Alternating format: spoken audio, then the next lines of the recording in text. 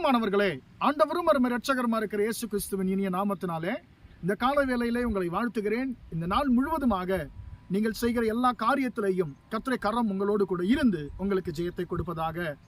அன்பானவர்களே, சங்கீதம் 34 சங்கீதம் 19 வசனம் இப்படியாக சொல்லுகிறது, நீதிமானுக்கு வரும் துன்பங்கள் அநேகமாயிருக்கும், அவை எல்லாவற்றிலும் நின்று கர்த்தர் அவனை விடுவிப்பார் என்று சொல்லி வசனம் சொல்லுகிறது.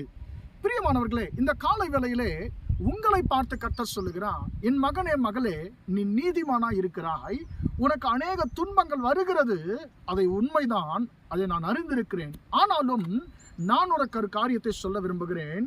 அந்த துன்பங்கள் உனக்கு நேரிடுகிற எல்லா துன்பங்களிலேயும் நான் உன்னோடு நிற்கிறேன் என்று சொல்லி கர்த்தர் சொல்லுகிறார். எனக்கு அன்பானவர்களே, மனுஷர்கள் நம்முடைய ஆசீர்வாதமான நேரங்களிலே நம்மோடு கூட இருப்பார்கள், நம்மோடு கூட நிற்பார்கள். ஆனால் உபத்திரவங்கள் என்று சொல்லி வரும் பொழுது, பாடுகள் என்று சொல்லி வரும் பொழுது, ஒருவருமே நம் நடுவே நம்மோடு கூட இருக்க மாட்டாங்க. ஏனென்று சொன்னால், அவர்களோடு நாம் இருந்தால் நமக்கும் அந்த பிரச்சனை வந்துவிடும் என்று சொல்லி மனுஷர்கள் சுயநலமாய் யோசித்து நம்மை விட்டு விலகி விடுவார்கள்.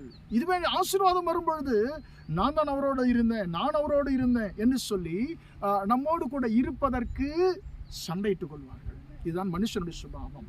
ஆண்டவர் இன்றைக்கு உங்களை பார்த்து சொல்லுகிறார், உனக்கு அநேக துன்பங்கள் ஏற்படுவது உண்மைதான், ஆனாலும் அவைகள் எல்லாவற்றிலையும் நான் உன்னோடு நிற்கிறேன் மகனே மகளே என்று சொல்லி கர்த்தர் உங்களை பார்த்து சொல்லுகிறார். பிரியமானவர்களே, கர்த்தர் உங்களோடு கூட இருக்கிறார். உங்கள் துன்ப நேரத்தில் கர்த்தர் உங்களோடு கூட நிற்கிறார் என்று சொல்லுகிறார். அவை எல்லாவற்றிலையும் நின்று கர்த்தர் அவனை விடுவிப்பார்.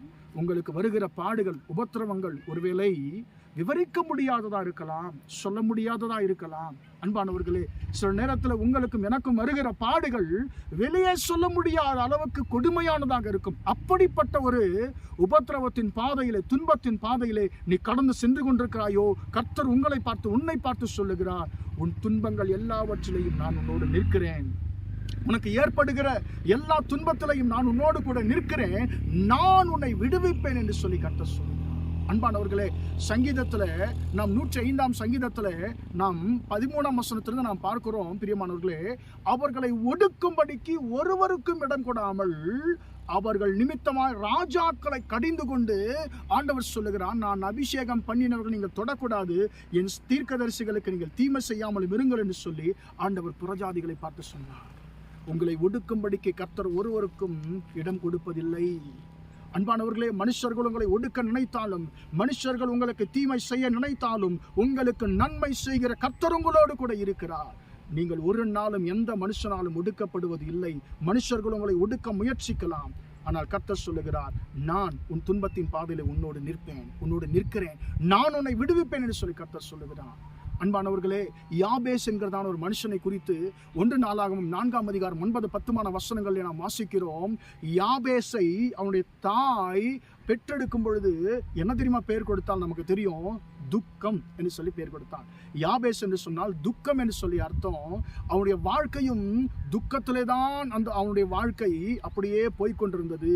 பிரியமானவர்களே, ஆனால் ஒரு நாள் அவன் தன் துக்கத்தை மாற்றிக்கொள்ள நினைத்தான். யார் என் துக்கத்தை மாற்ற முடியும், யார் என் துன்பத்தை மாற்ற முடியும் என்று சொல்லி நினைத்தான்.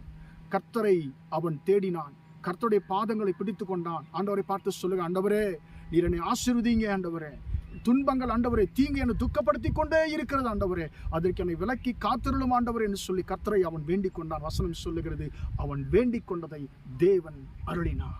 அன்பானவர்களே, நீங்கள் வேண்டிக் கொண்டதை கர்த்தர் உங்களுக்கு நிச்சயமாக செய்வார். காரணம் என்ன தெரியுமா? நீங்கள் நீதிமான்களாக இருக்கிறதுனால, கர்த்தர் உங்களோடு கூட துன்பத்தில் உங்களோடு கூட நிற்கிறதுனால கர்த்தர் சொல்லுகிறார், நீ வேண்டிக் கொண்டதை நான் உங்களுக்கு நிச்சயமாக செய்வேன். உன் துன்பங்கள் எல்லாவற்றிலேயும் நான் உன்னோடு நின்று உன்னை விடுதலையாக்குவேன் என்று சொன்னார். ஒரு நாள் வந்தது, யாபேஸ் தன் சகோதரர்களை பார்க்கிலும் கனம் பெற்றவனாய் மாறிப்போனான். அவன் தாய் அவனுக்கு கொடுத்த பேர் துக்கம்தான், ஆனால் கர்த்தர் அவனை கனமுள்ள ஒரு மனுஷனாய் மாற்றினார். எல்லா துன்பத்திலையும் கர்த்தர் அவனோடு கூட இருந்து அவனை விடுதலையாக்கி கர்த்தர் அவனை கனம் பெற்றவனாய் மாற்றினார். எல்லா துன்பத்திலிருந்தும் யாபேஸை கனம் பெற்றவனாய் மாற்றின கர்த்தர் இன்றைக்கு உங்களையும் மாற்ற விரும்புகிறார். யோசேப்புக்கு அநேக துன்பங்கள் வந்தது. வசனம் சொல்லுகிறது, 105 சங்கீதத்தில் நாம் வாசிக்கிறோம், வெண்கல விலங்கு போட்டு அவனை ஒடுக்கினார்கள். அவனுடைய பிராணன் இரும்பில் அடைப்பட்டது என்று சொல்லி அதன் பின்பாக எந்த தேசத்திலே அவன் வெண்கல விலங்கு போட்டு ஒடுக்கப்பட்டானோ அதே தேசத்திற்கு கர்த்தர் அதிபதியாய் மாற்றினார். தன்னுடைய இஷ்டப்படி மற்ற ஜனங்களை அவன் கட்டக்கூட கர்த்தர் அதிகாரத்தை கொடுத்தார். ஒரு காலத்துல கட்டப்பட்டவன் இப்பொழுது மற்றவர்களை கட்டக்கூடிய அதிகாரம் உள்ளவனை கர்த்தர் அவனை மாற்றினார். துன்பங்கள் எல்லாவற்றிலிருந்தும் கர்த்தர் யோசேப்புடன் நின்று அவனை விடுதலையாக்கினார். யாபேசோடு துன்ப நேரத்தில் நின்ற கர்த்தர், யோசேப்போடு துன்ப நேரத்தில் நின்ற கர்த்தர் இன்றைக்கு உங்களோடு கூட இருந்து உங்கள் பாடுகள் உபத்திரவத்தின் கர்த்தர் உங்களை விடுதலையாக்கி உங்களை உயர்த்துவாராக. ஜெபிப்போமா? அன்பின் ஆண்டவரே, நம்மை நன்றியோடு துதிக்கிறோம், ஸ்தோத்திரிக்கிறோம். இம்மட்டமாக அந்த வார்த்தைகளை கேட்டமுடைய பிள்ளைகளை ஆசீர்வதியும்.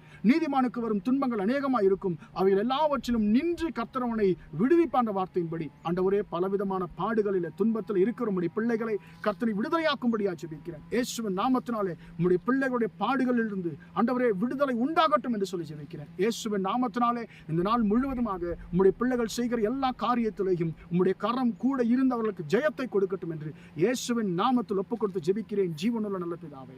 ஆமென், ஆமென். பிரியமானவர்களே, கர்த்தர் உங்களை ஆசீர்வதிப்பார். Praise the Lord.